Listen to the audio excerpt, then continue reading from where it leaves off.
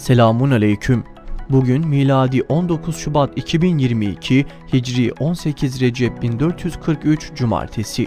Günün ayeti: eli sıkı olma, büsbütün eli açık da olma. Sonra kınanır, kaybettiklerinin hasretini çeker durursun.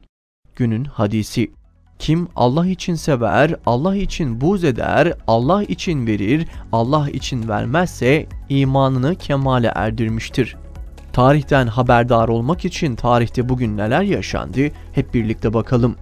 779 İbrahim Ethem Hazretleri vefat etti. 1861 Rusya'da toprağa bağlı kölelik yasaklandı. 1878 Thomas Edison fonografın patentini aldı.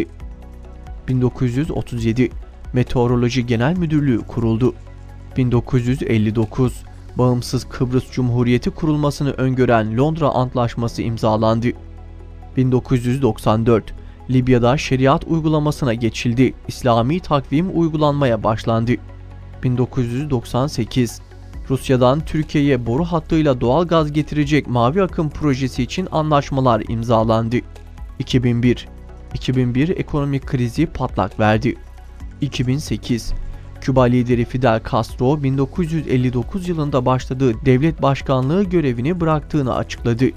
2018 NASA'nın Mars keşif aracı Mars'ta şerit halinde taş formasyonları keşfetti.